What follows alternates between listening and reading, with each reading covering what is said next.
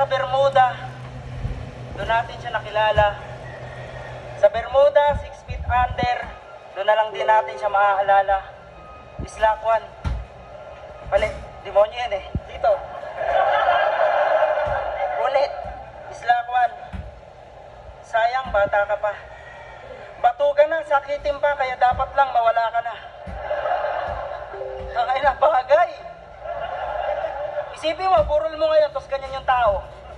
Hindi ka ba masaya? Pumunta sila lahat dito para makita kang hindi na humihinga. Tangina kasi, nung last night ni Romano, may hinagpis sa kanyang muka. Nakapikit, umiiyak, pero ngumunguya.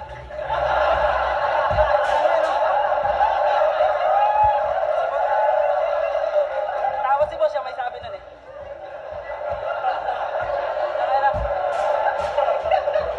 Akala ko pa naman, tapos ka na sa ganung punto.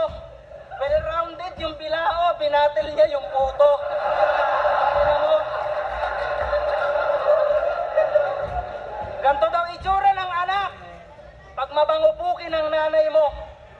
Sanayan lang yan, gago ka ba? Basurero tatay mo. Ang ina, sinabi mo yan nung quarantine. Anong ko lang, hindi to lait. May itsura yung asawa mo, ba't yung anak mo ang papangit? Ang ina, ang dark ba? Bebe, pangit, ang dark ba? Meron pa. Ahon 12. Batangas yung resort. Si Luxuria nasa pool, si Gago nag-boxer short. Bayaw, dadakotin ko yan, eto na yung tsansa. Oo, kita mo.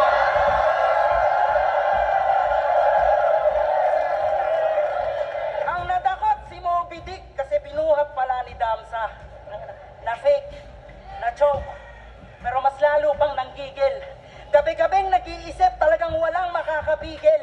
Yung try niya sa angle, baliktad lang kung iisipin.